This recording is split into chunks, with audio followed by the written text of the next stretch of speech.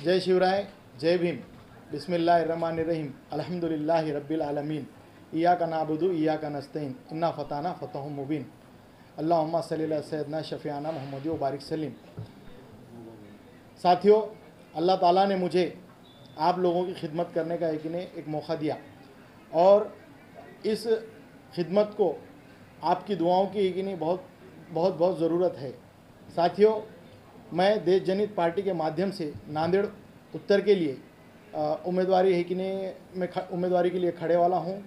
साथियों, ख़ास तौर से नांदेड़ में आप लोगों ने पिछले चंद सालों में देखे वाला है कि किस तरीके से महाराष्ट्र की राजनीति एक दूसरे के आरोप और प्रत्यारोप के ऊपर पिछले 5 सालों से चल रही है। साथियों, जिन लोगों को आप लोगों ने चुन के दिया वो आमदार खासदार वो तो बन जाते, मगर बन के आने के बाद गरीब जो जनता है उनके बारे में उनको विसार हो जाता और वो गरीब जनता के जो मूलभूत सुविधा है, उनके बच्चों की पढ़ाई है, उनके घर में कोई अगर बीमार होगा तो उनके दवाखाने हॉस्पिटल का जो प्रॉब्लम है, ये सब चीज़ों को वो लोग भूल जाते। और ख़ास तौर से आमदार खासदार बनने के बाद आप लोगों ने, पूरे नांदेड़ की जनता ने देखा कि उनके गाड़ियों के गिलास भी नीचे नहीं होते। तो साथियों, मैं एक आम आदमी नांदेड़ में एक एजुकेटेड एडवोकेट हूँ और नांदेड़ में कई सालों से मैं राजनीति में भी हूँ और मैं राजनीति से विविध तरीके से मैंने लोगों की समाज सेवा करे वाला हूँ और ज़मीन से जुड़े वाला है मैं एक छोटा सा कार्य करता हूँ। साथियों, अल्लाह ताला ने मुझे आप लोगों को खिदमत करने का मौका दिए वाला है। और साथियों, आप लोगों ने पिछले चंद दिनों में देखा कि अलग अलग पार्टियों ने अपने अलग अलग वादे कर रहे। तो आज की डेट में आप लोग ये देख रहे कि कौन अधिकृत है और कौन अधिकृत नहीं है, इसके ऊपर पूरा इलेक्शन लड़ा जा रहा। उत्तर में देखा जाए तो एक कांग्रेस के उम्मीदवार हैं और एक शिवसेना उद्धव बाला साहब ठाकरे इनके एक उम्मीदवार है। तो आप लोग ये देख रहे कि ये दोनों भी उम्मीदवार क्या कर रहे हैं मालूम क्या, एक दूसरे के ऊपर मैं अधिकृत हूँ और मैं अधिकृत हूँ। तो मैं आप लोगों को बताना चाहता हूँ कि अधिकृत का मीनिंग क्या है। अधिकृत यानी कि कौन कायदेशीर है और कौन लीगल है, कौन इलीगल है। तो आज ये पूरे दोनों के जो इलेक्शन चल रहे, एक दूसरे के ऊपर मैं अधिकृत हो बोल रहे। तो आप लोगों को मैं बताना चाह रहा हूँ कि आप लोग ये अधिकृत और लीगल और इलीगल इन बातों में बीच में ना पड़े और लोगों ने सीधा सीधा देश जनहित पार्टी के जो उम्मीदवार है एडवोकेट एनजी खान, मुझे आपके जो मूल्यवान है वो वोट दियो।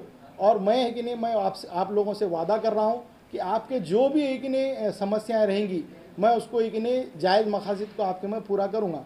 साथियों, दूसरा आप लोगों ने देखा कि महाविकास जो आघाड़ी है, महाविकास आघाड़ी के उद्धव साहब नांदेड़ में आए और नांदेड़ में आके क्या बोले कि अधिकृत उम्मीदवार हमारे संगीता पाटिल डक है और नाना पटोले सिर्फ 10 मिनट के लिए आए उत्तर में और 10 मिनट के लिए आके क्या करें मालूम क्या, अब्दुल सत्तार हमारे अधिकृत उम्मीदवार है बोल रहे। तो आप पहले तय करो कि तुम्हारी महाविकास आघाड़ी एकजुट है या नहीं है। तो आने वाले दिनों में फिर बाद में से यही चलेगा, हाईकोर्ट में मैटर जाएगा, फिर नांदेड़ में ये सुप्रीम कोर्ट में मैटर जाएगा। तो नांदेड़ की जनता आने वाले 5 सालों में और क्या हो जाएंगी, कन्फ्यूज हो जाएंगी कि हमारा विकास कौन करेंगे। तो ये अधिकृत लीगल और इलीगल में नांदेड़ की जनता ने नहीं पढ़ना चाहिए। और जो अधिकृत उम्मीदवार है देश जनहित पार्टी का, ऑप्शन है उनके लिए कि कौन लीगल है, वो लीगल को डायरेक्ट आपके मता दे के भारी मतों से देश जनहित पार्टी के उम्मीदवार को जीता है। साथियों, दूसरा आपने देखा कि नांदेड़ में महायुति की भी रैली हुई जिसमें अपने देश के पंतप्रधान मोदी जी आए और अपने नांदेड़ के सीएम साहब आए। तो इनके क्या मुद्दे रहे, खाली उन्होंने एक ही बात बोले कि 370 और पाकिस्तान। तो अपने को नांदेड़ वालों को ना 370 से फ़ायदा है ना पाकिस्तान से कोई फ़ायदा है। लोगों के विकास कैसा होगा नांदेड़ पे, इसके बारे में किसी ने भी चर्चा नहीं करा। ये महाविकास आघाड़ी और महायुति एक दूसरे के ऊपर, पहले महाविकास आघाड़ी क्या कर रही कि पूरे इनू गद्दार है ऐसा बोल रहे। फिर महायुति क्या कर रही मालूम क्या, जो मुद्दे लोगों के काम के नहीं है वो मुद्दे बोल के लोगों को सिर्फ भावना में आहत करके इलेक्शन लड़ना चाह रही। तो ये दोनों भी जो है, ये आज की डेट में जो महाराष्ट्र की जनता है इन दोनों से भी उकताए वाली है और हर बार की तरह इस बार नए चेहरे को नांदेड़ की जनता मौका देना चाह रही। तो मेरा आप लोगों से यही निवेदन है कि आप मुझे देश जनहित पार्टी को ये करो। और मैं और एक बात बताना चाहूँगा कि किसने क्या विकास करे वाला है। कि आप लोगों ने देखे कि खुतबनगर को महायुति के जो उम्मीदवार है अब्दुल सत्तार साहब, तो अब्दुल सत्तार साहब ने कि नहीं पिछले इलेक्शन हुए डीपी सावंत के, तो डीपी सावंत के इलेक्शन में बोले कि मैं खुतबनगर को सिंगापुर बनाता हूँ, बराबर।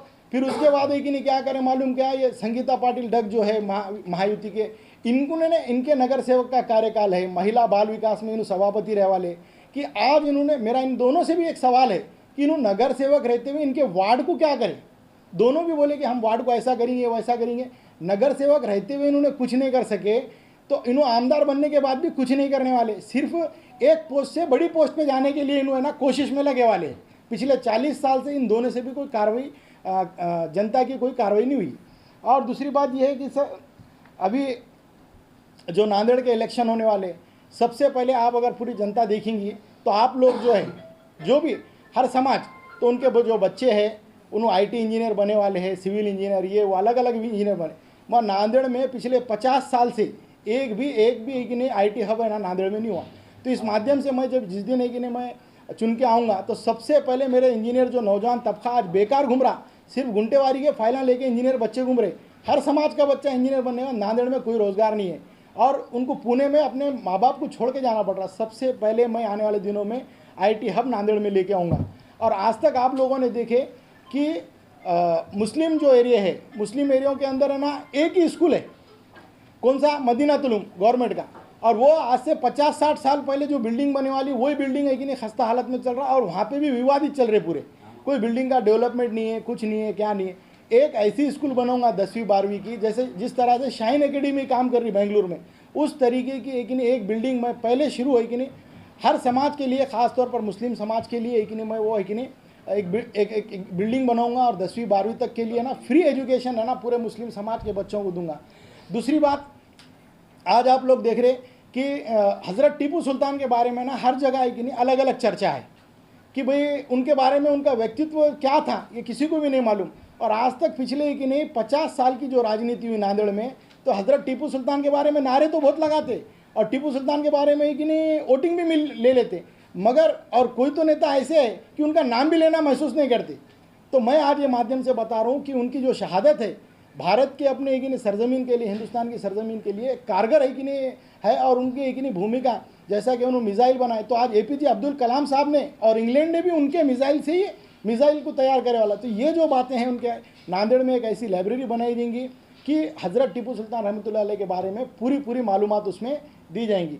तीसरा काम साथियों, मैं नांदेड़ के लोगों के लिए मैं बताना चाह रहा हूँ कि घरकुल का घर पार्शलिटी से दिया जाता, कि कांग्रेस के नगर सेवक है तो उनको एक नहीं घरकुल का घर मिलेगा, शिवसेना के नहीं मिलेगा, इनको नहीं मिलूंगा।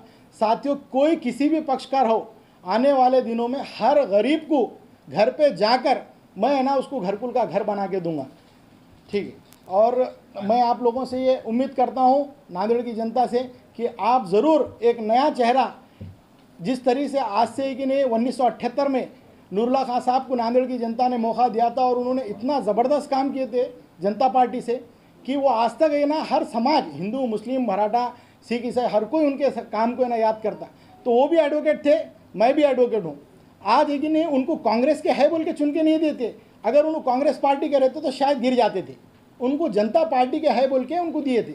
और ये जो कांग्रेस पार्टी है, अपना सेकुलर का जो चेहरा है वक्त के हिसाब से ना बदलते रहती, मुसलमानों पे जुल्म हो रहा तो सौम्य भूमिका में रहती, और है कि नहीं उनको खुद वोट मांगने का रहता हम सेकुलर का नारा लगाते। तो ये जो भी हमारी लड़ाई महाविकास आघाड़ी और महायुति की, इनकी जो दिशा भूल राजनीति है कि एक दूसरे के ऊपर आरोप प्रत्यारोप कर रहे, इसके खिलाफ में हमारी है कि दोनों भी ये लोग है कि नहीं कैसा है मालूम, कि एक दूसरे पे आरोप एलिगेशन में 5 साल निकाल रहे। क्या मुद्दे लेके चुनाव लड़ रहे हैं? हम चुनाव में लड़ रहे कि भाई हर इंसान को मिलेगा न्याय, जो भी जनता है नांदेड़ की, हर समाज के एक आदमी को ना यहाँ पे न्याय दिया जाएगा। और बोलिए ये जो आपकी जो पार्टी है नांदेड़ समेत, जैसा कि आप उम्मीदवार है जनसभा के, तो महाराष्ट्र में आप कितने सीटें लड़ा रहे हैं? पूरे महाराष्ट्र में है ना 15 से 20 हमारे सीट है कि नहीं लड़ा रहे हम, और ऐसी जगहों पे लड़ा रहे कि जहाँ पे गरीब, मुस्लिम, दलित, मराठा जो आज है कि नहीं आरक्षण के लिए लड़ रहा है जगह जगह पे, तो हम ऐसे जगहों पे है ना हमारे देश जनहित पार्टी के माध्यम से 15 से 16 सीट हम लड़ा रहे। और हमारे को विश्वास है कि हमारे सीट है ना चुन के आएंगी। तो मैं लोगों से यही रिक्वेस्ट कर रहा हूँ कि मैं एडवोकेट एनजी खान आप लोगों से हाथ जोड़ के विनती कर रहा हूँ, हर समाज को, कि मुझे एक नहीं भारी मतों से चुनाव जिताएं और आपके मूल्यवान वोट सिर्फ नए चेहरे को दें। बस।